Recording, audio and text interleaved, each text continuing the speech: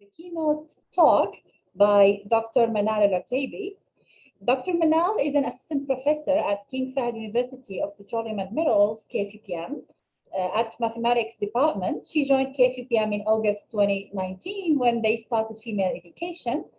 Prior to joining KFUPM, she was a faculty member at King Khalid University from 2003 to 2008, then at Taif University from 2009 to 2018.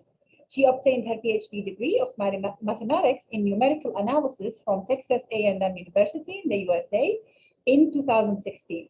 Her research interests are on model reduction techniques using multiscale, generalized multiscale, and mixed multiscale finite element methods for linear nonlinear flows in heterogeneous and fractured porous media. Manal has authored several papers at top-ranked journals such as Computer Methods in Applied Mechanics and Engineering and Journal of Computational and Applied Mathematics. She's a member of SIAM, Interpor, and is the vice president of the Interpor Saudi chapter established in June 2020. Please join me at welcoming Dr. Manal for her keynote talk on multiscale simulation in porous media. Dr. Manal? Yes, Assalamu alaikum. Wa alaikum salam. Welcome. Let me first.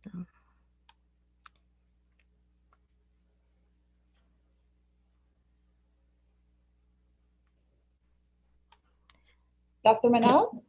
Yes, can I start sharing? Yes, please. Would you please get closer to the mic so we can hear you better? Oh, okay, just a moment. Thank you.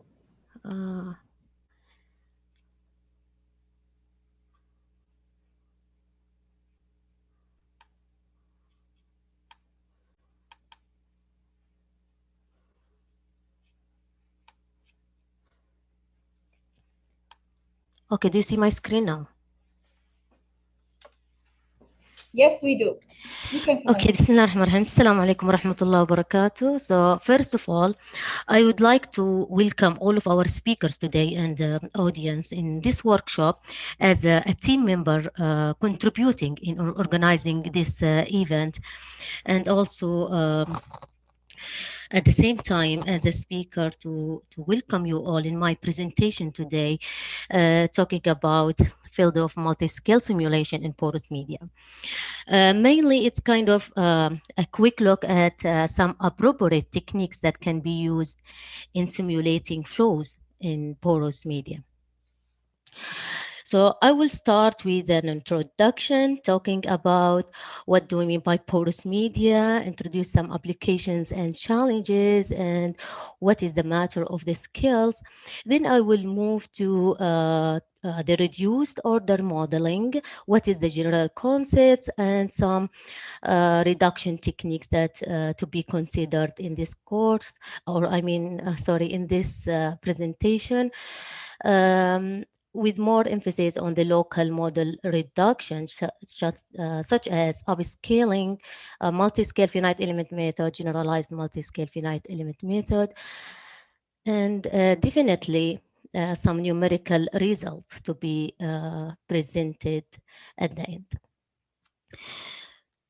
So first, let me give you some examples of what do we mean by porous media, so you can have some sense of why we are interested in this field. So porous media is any material containing small pores, like rocks definitely is a porous media, sands as well, sponge, coffee. So in fact, food industry has a lot of examples, and there are many research activities in designing the right coffee cups or coffee machines, so that the steam, when it goes through the coffee, it would get at the end of the process a good taste and get the right diffusion or the right flow rate as well. So you don't want to wait too long for your coffee to be brewed. And at the same time, you don't want to have, say, a tasteless coffee too. So there are extremely active business around this object that just think about these things when you enjoy your coffee in the morning. So uh, also untreated wood masks that we are wearing nowadays, and definitely the underground formation, rocks and reservoir geological formations, of course. Many applications are in there: energy production, storage, environmental activity, CO2, for example, storage, water resource management, as well deep underground water resources. So we see a lot of porous materials around us in real life. And the study of a flow in this porous medium is extremely important for us for many different applications. However, there are many challenges behind that, like scales and heterogeneity. I will talk about the scales in just a moment. The coupled proceeds of the physics that are there in these applications, the uncertainty and the data and the responsible of using them. So what we are interested is in that there is a flow happening in that subsurface formation for all of these applications. So the key aspect here is that there is a fluid that flows, either gas, oil, water, and so on. So that's why we study the flow in porous media. If we want to study porous media, the very first question that we need to answer is at what scale we would like to study them. What the appropriate scale to look at? Because even to look at them with a microscope or with CT or micro CT or with the field geophysical observations, they are all different ways of looking at the same system. We have different eyes, right? We have different filters and different resolution to look at the same species. And that's very important, especially in the fluid dynamic modeling, to know at what scale do we want to understand the process. And this is really something that is essential and important, because that would describe how we could appropriately apply the physics of the nature in order to understand the process that we want to understand, right? So in scientific experiences, many developed studies that have been done in engineering field in many time, they have been looking at a specific resolution to describe the process. For example, let's consider here the length scale. You could go all the way to the nanometer here, or the molecular level, and you could go all the way to the kilometers or beyond. So you could focus here, you could focus on aspects in nanometer and say, I'd like to do some sort of molecular dynamic simulation here. That's fine. You would do that. You find property of a fluid, say viscosity, density, and stuff like that. Or you could go to and focus on other scale like millimeter here, like millimeter, and say my sample size of the process I am looking at is actually, I can zoom in and see it in millimeter or few millimeter, or even you go to centimeter or 100 centimeter, that would be like a meter or something, or you go further to like kilometers in the field scale, right? So in many applications, or in multiscale, the multiscale philosophy here is about connecting these understanding of the system and trying to make a meaningful understanding of the process at any scale that you are in. If you are looking if you are looking at this scale, for example, only, you know that this scale is connecting to a higher length scale and also connecting uh, to the smaller scale. So there are connections that need to be done appropriately to take this process at that resolution meaningful. You may need to look at some property in nanoscale, especially like when we deal with in shale formation. You look at some parameter in this scale and you want to use them in a system in kilometer scale. So you need to know the connection between them, right? In many applications in material science and in fluid dynamic that involves multiple scale, the question is, how would we couple the microscope effect in pore scale and still capture the average behavior? And this is very challenging. So there are some features in the grain scale or in the pore scale that are very heterogeneous, like as I said in shell formation, and that are very difficult to solve the system in this using standard method, considering all of these scale property, small scale here. In this way, so the objective now is to develop a reduced order model that can solve the problem inexpensively, we mean in large scale, as well as we aim to capture or efficiently capture the small scale effects. So let's know, what do we mean by reduced order model in general. The general concept of that is with a certain input, say some parameter, permeability, porosity, initial condition, boundary conditions, source term, or whatever, any input, you would have like a fine model, like LU equal to F, where you here is your unknown that you want to solve for, and if considered as a source term or a data. And you will get some output out of this.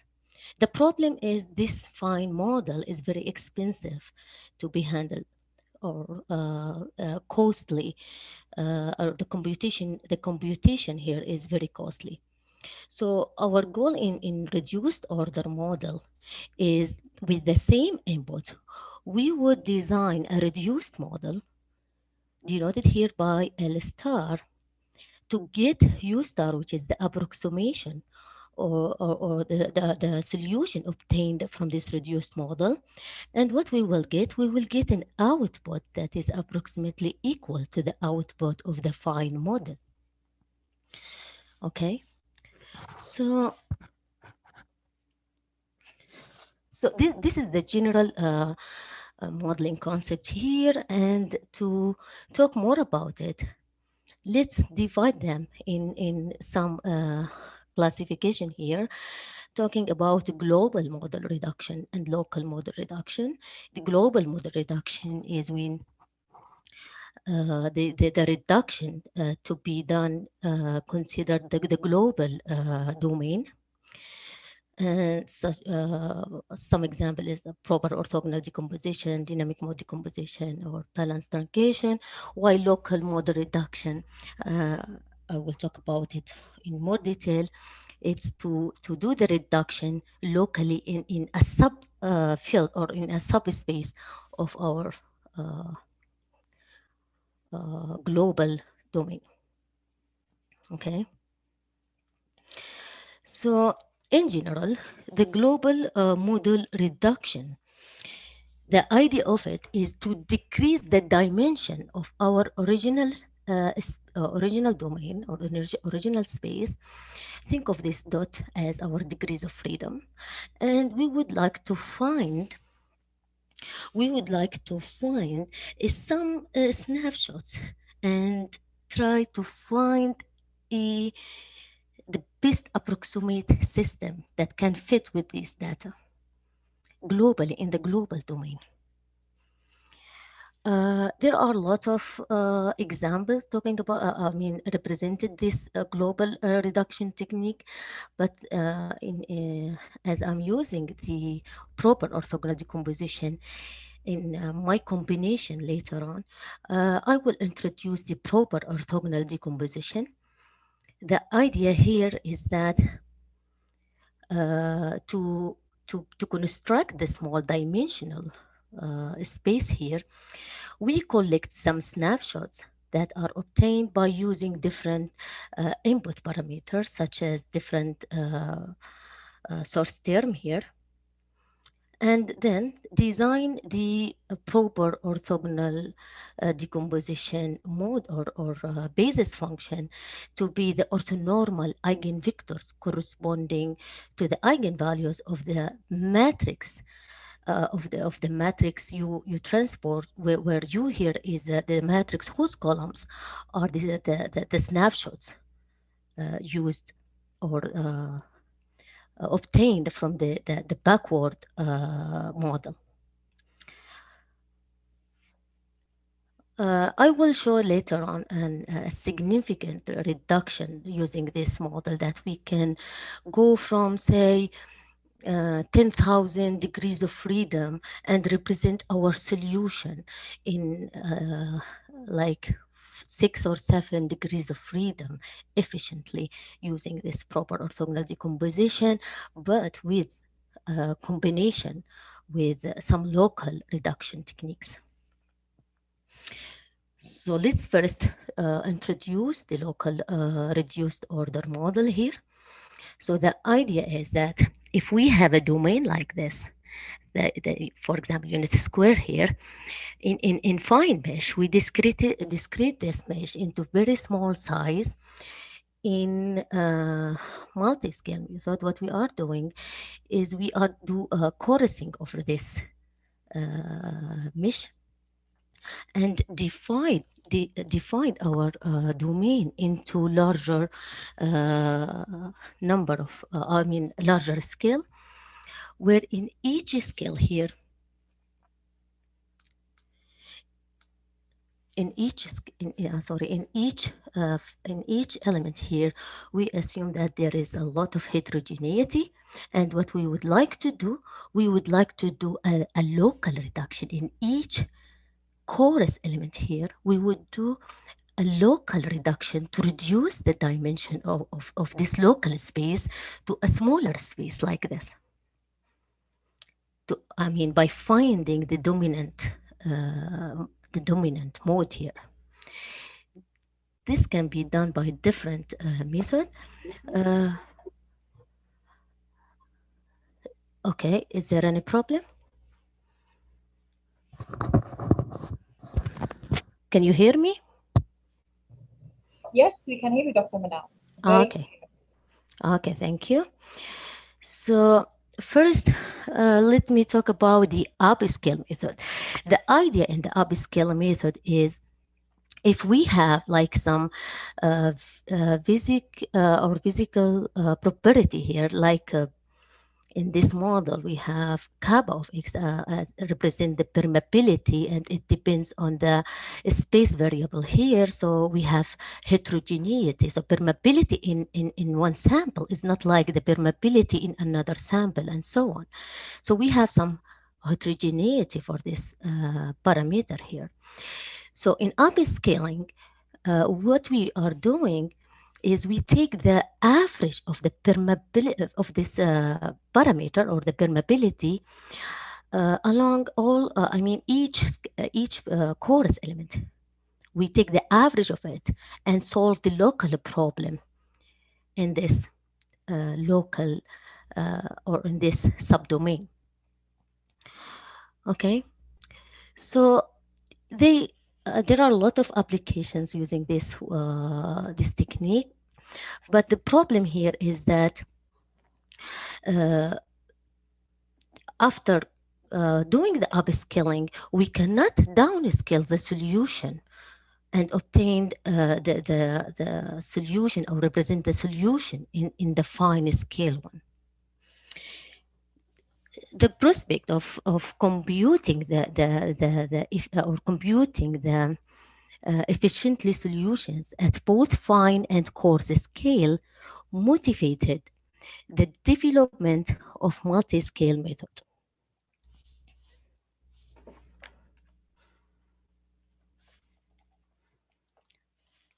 Okay, sorry.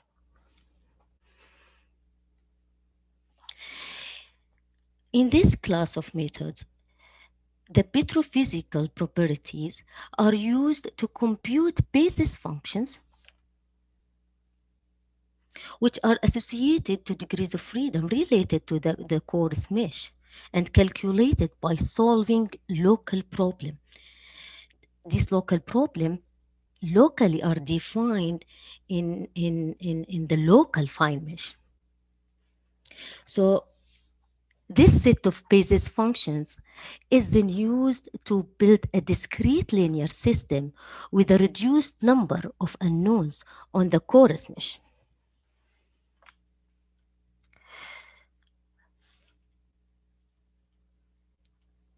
So to make it clear for you now, the approach has like several advantages compared with the classical finite element. If this is the solution or the exact solution, this is the classical finite element where it's represented by a piecewise like linear functions here, and this is the multiscale basis functions obtained by solving local problem. So as you might observe here, comparing with the classical finite element method, the shape of the basis functions changes according to the local variations of permeability field within their support. You can also see this in the 2D example here, where this is the standard or the classical finite element basis functions comparing with the multiscale finite element functions. So the multiscale basis functions really capture the small scale effect, the periodicity that we might have it, or the heterogeneity that we have it in the local space. So suppose that this is our fine scale description. What we can do, we can apply coarse mesh and can find effective parameter, or alternatively, we can go and do a multiscale that resolve the heterogeneity in that coarse domains or subdomains.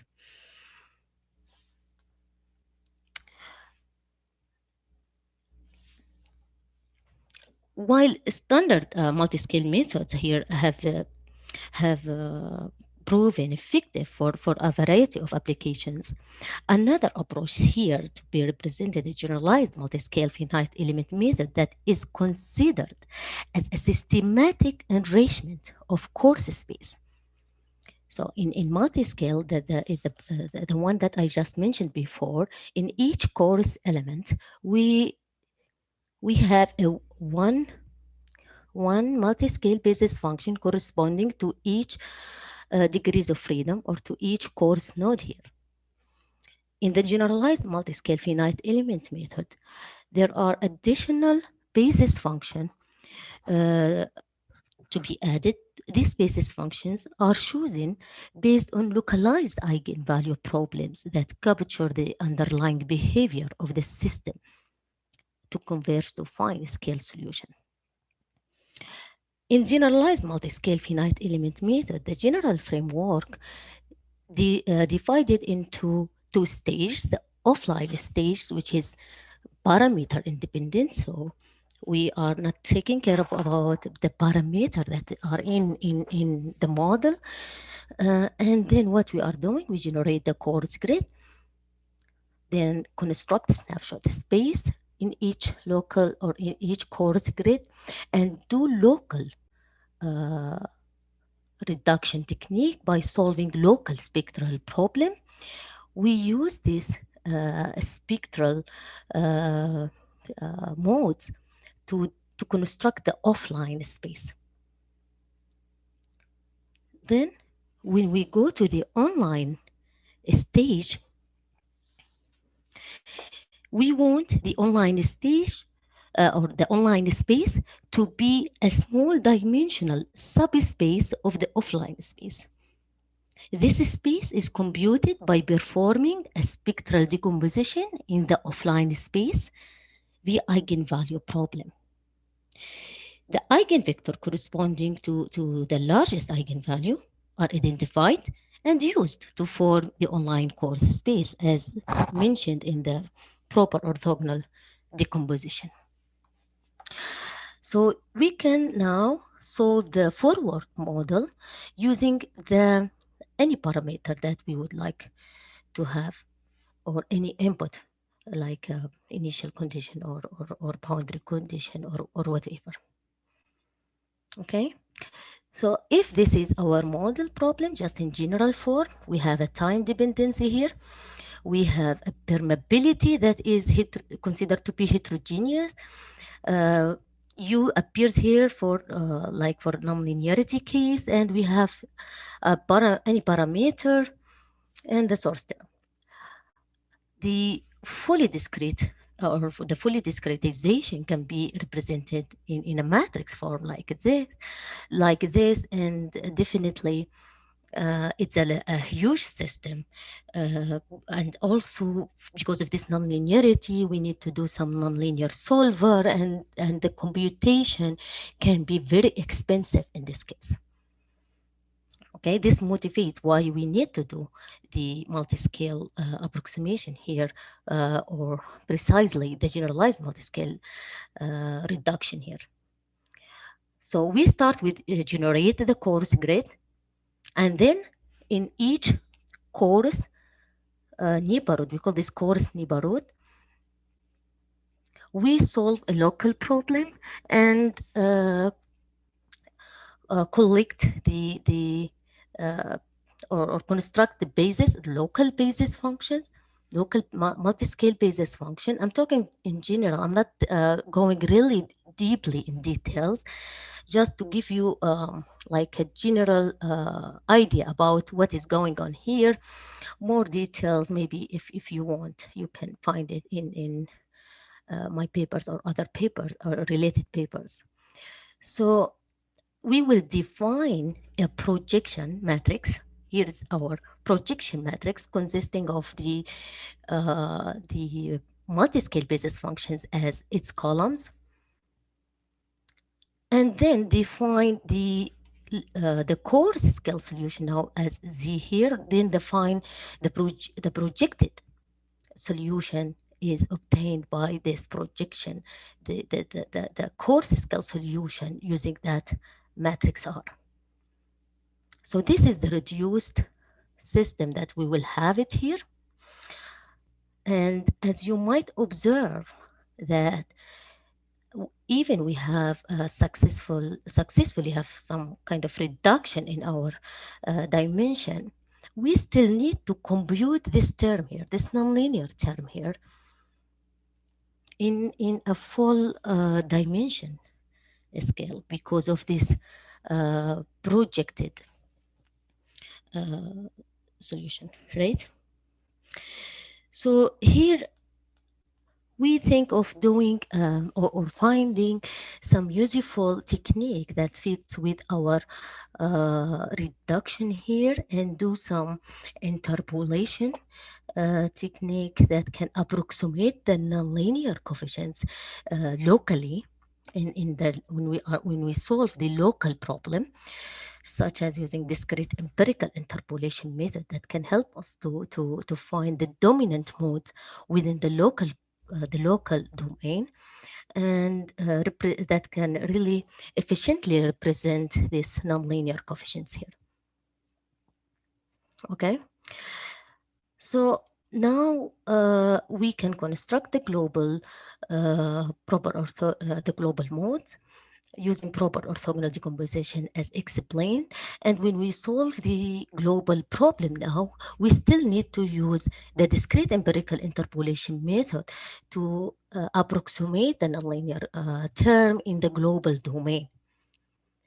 So in summary, this method is to combine the generalized multiscale finite element method, the proper orthogonal decomposition method as the global technique, and the discrete interpolation method in case of nonlinearity that can be in your model.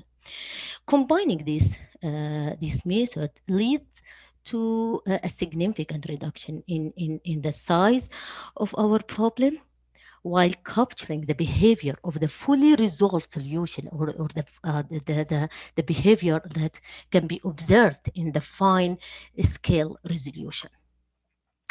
This can be seen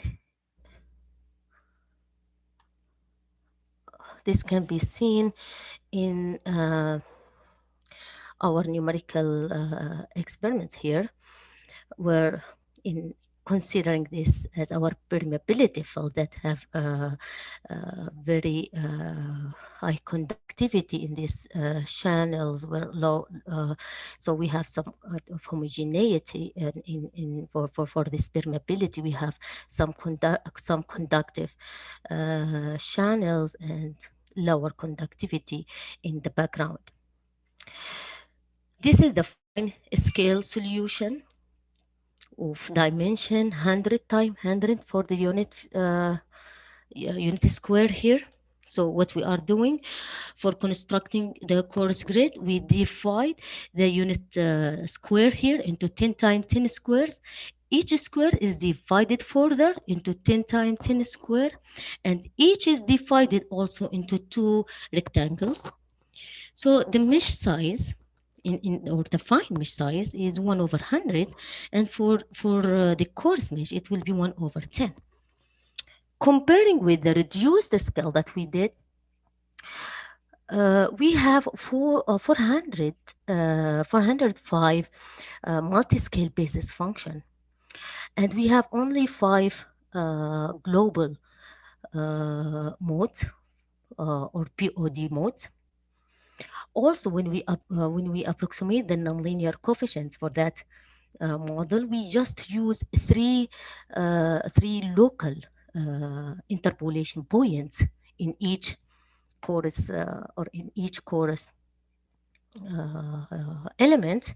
And also globally, when we do the global, or when we solve the global problem, we also use three global DEIM points here, and we have this great result comparing the fine scale solution and the reduced scale solution.